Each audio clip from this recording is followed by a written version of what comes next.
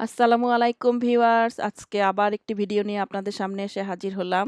আজকে আমি বিফ বিরিয়ানি করে দেখাবো। আমি সরাসরি কিচেনে চলে যাব এবং এটা করতে একটু সময় নেবে, সেইজন্য আমি কিচেনে চলে যাব। তো ভিডিওর শুরুতে প্রথমেই বলে নিচ্ছি, আপনারা যদি আমার চ্যানেলকে, আমার ভিডিওগুলিকে লাইক করে থাকেন তাহলে সাবস্ক্রাইব করবেন, শেয়ার করবেন, কমেন্টস করবেন, লাইক করবেন এবং আমার সাথে থাকবেন। আমাদের জন্য সবার জন্য দোয়া করবেন এবং আমরা যেন ভালো থাকতে পারি সেই দোয়াই সবাই আমরা সবাই সবার জন্য করব। তো চলুন আমরা প্রথমে কিচেনে যাই। এখানে আমি কিছুটা বিফ নিয়েছি। বিফের পরিমাণ হবে প্রায় আ ০.৫ কেজির মতো। তো এখানে আমি অন্যান্য সব মসলা দিচ্ছি। তো এখানে আদা বাটা, রসুন বাটা, হলুদ, মরিচ, ধনে, জিরা অল্প, অল্প করে সবই দিয়ে লবণ দিয়ে এখানে আমি অলিভ অয়েল দিচ্ছি।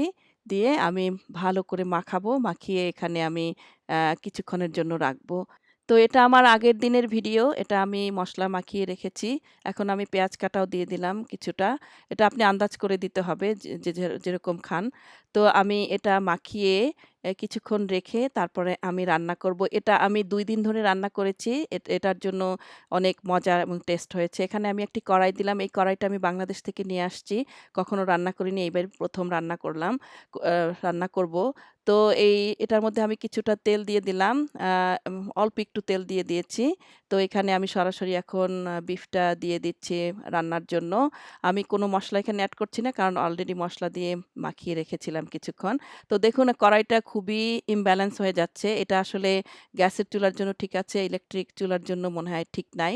তো এটা দিয়ে রান্না করতে আমার একটু কষ্টই হচ্ছিল, কিন্তু আমার অনেক দিনের শখ ছিল আমি বাংলাদেশের এই কড়াইটাতে একটু রান্না করব। তো এখন বিফটাকে আমি একটু ভালো করে মাখিয়ে নিচ্ছি, নাড়িয়ে চাড়িয়ে নিচ্ছি যাতে মসলাগুলি একটু ভালো করে মেখে যায়। তো এখানে আমি কিছুক্ষণ আমরা জাল দিব। আ চুলার উপরে কিছুক্ষণ রাখবো। তো কিছুক্ষণ রাখার পরে এটা আপনা আপনি কিছু পানি বের হয়ে আসছে। এটার মাংসের গায়ের নিজের পানি।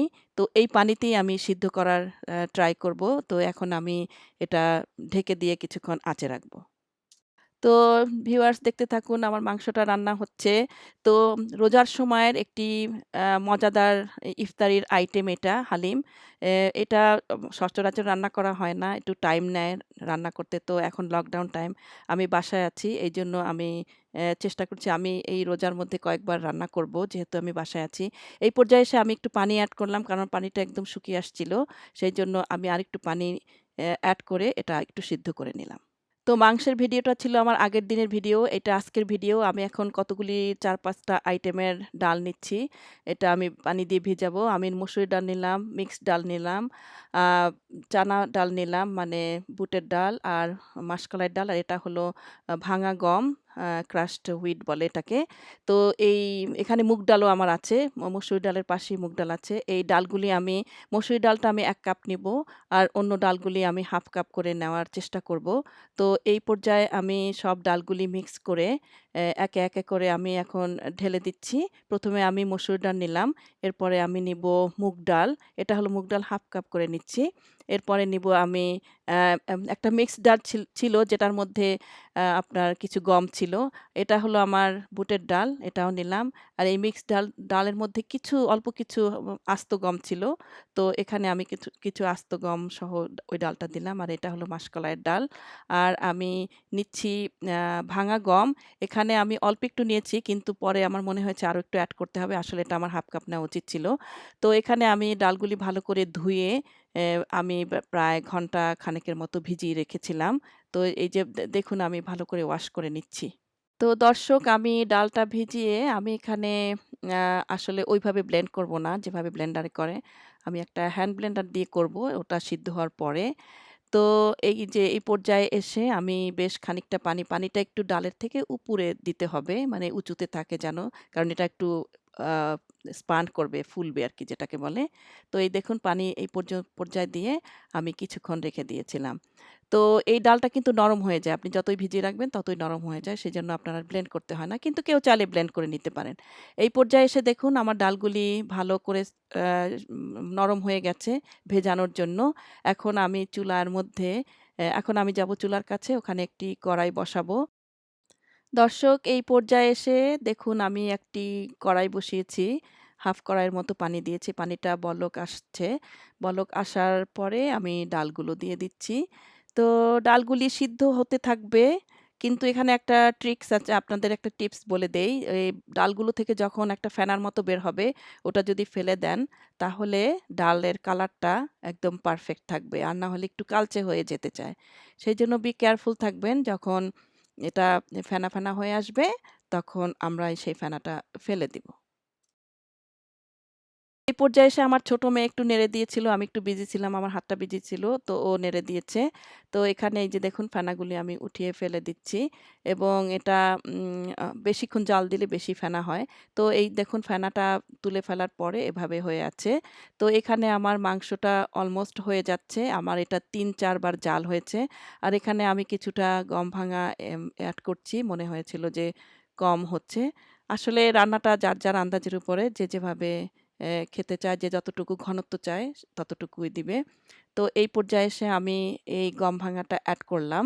এখন আমি একটু ভালো করে এটার সাথে মিক্স করে নেড়ে দিয়ে আবার একটু খানিকক্ষণ জাল দিতে থাকবো। তো এই হালিম হলো আমাদের ইফতারির একটা অন্যতম সুস্বাদু উপাদান। তো এই পর্যায়ে দেখুন আমার মাংসটা একেবারেই হয়ে গেছে বলা যায়। এখন আমি এটা এভাবেই রেখে দিব। এখন আমি এই একটা হ্যান্ড ব্লেন্ডার দিয়ে আমি ডালগুলি ব্লেন্ড করে নিচ্ছি। ভালো করে ব্লেন্ড করতে হবে।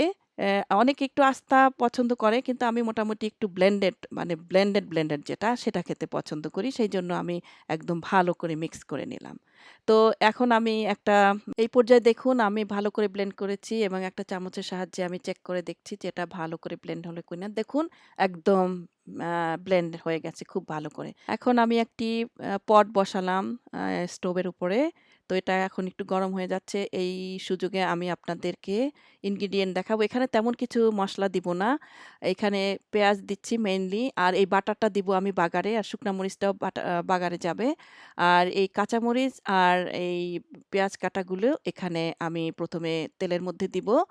তো এই যে আমি পেঁয়াজগুলি দিয়ে দিলাম। পেঁয়াজটা একটু গরম হওয়ার পরে আমি এখানে একটু তেল দিয়ে দিলাম। তেল দিব আরকি।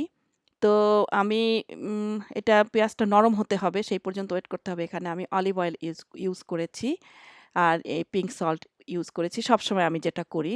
তো এখানে আমি স্বাদ মতো সল্ট এড করলাম এবং ভালো করে নেড়ে দিলাম। নেড়ে পেঁয়াজটা একটু নরম হবে। তারপরে আমি অন্য ইনগ্রিডিয়েন্ট গুলা দিচ্ছি।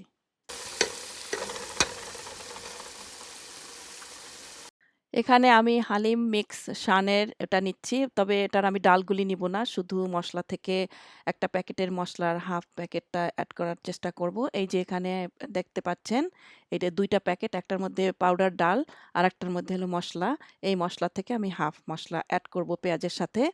এখানে হালকা মসলা দিব, কারণ বিফের মধ্যে অলরেডি মসলা দেয়া আছে। তো এই পর্যায়ে এসে আমি একটু পানি দিয়ে এটা কষিয়ে নিব, ভালো করে কষিয়ে নিব যাতে কাঁচা মসলার গন্ধটা না থাকে। এই হালিম হলো খুবই মজার একটা খাবার। অনেকে প্যাকেট খাবার ইউজ করে, প্যাকেটের হালিমগুলি ইউজ করে। আমি শুধু মসলাটা ইউজ করেছি। তবে প্যাকেটেরটা দিলে বেশ স্পাইসটাতে খুব সুন্দর একটা ফ্লেভার আসে। এই পর্যায়ে এসে আমি ব্লেন্ডেড ডালগুলি সব ঢেলে দিচ্ছি মসলাটার মধ্যে। তো এখন আমার ডালগুলি সব মসলার মধ্যে দেয়া হয়ে গেছে। এখানে আমি একটু পানি এড করেছিলাম, না হলে ছিটে উঠছিল। তো এখন ভালো করে একটা চামচের সাহায্যে খুব ভালো করে মিক্স করে দিচ্ছি, যাতে সমস্ত মসলাটা ডালের গায়ে লেগে যায় এবং গন্ধ না থাকে। এখন আমি এই পর্যায়ে এসে মাংসটা ঢেলে দিচ্ছি ডালের মধ্যে, যেন ডাল এবং মাংস একসাথে মিশে যায় এবং মসলাগুলি একটার সাথে অ্যা ড মিক্সড হয় ভালো করে। সেইজন্য আমি ভালো করে মিক্স করছি। তো এরপরে আমি যাব, এটা একটু ফুটে ওঠা পর্যন্ত ওয়েট করব। আর এই পর্যায়ে আমি একটা কড়াই দিয়েছি চুলার উপরে বাগারের জন্য। তো এখানে আমি এ প্রায় ২ টেবিল স্পুনের মতো বাটার দিয়ে দিচ্ছি। আ আপনি চাইলে কমও দিতে পারেন। আমি একটু বেশি দিচ্ছি এটা ফ্লেভারের জন্য। আর এটার সাথে আমি কিছুটা তেল এড করব। তো মেল্ট হওয়া পর্যন্ত ওয়েট করছি। মেল্ট হলে পরে আমি এটার সাথে কিছু ভেজিটেবল অয়েল এখানে আমি এড করব। তো ভালো করে হওয়ার পরে আমি এই যে দেখতে পাচ্ছেন, আমি ভেজিটেবল অয়েল এড করছি এবং এটা একটু গরম হওয়ার পরেই আমি পেঁয়াজগুলি দিব। এখানে আমি রসুন ইউজ করছি না। অনেকে রসুন দেয়। আমি শুধু পেঁয়াজ দিব।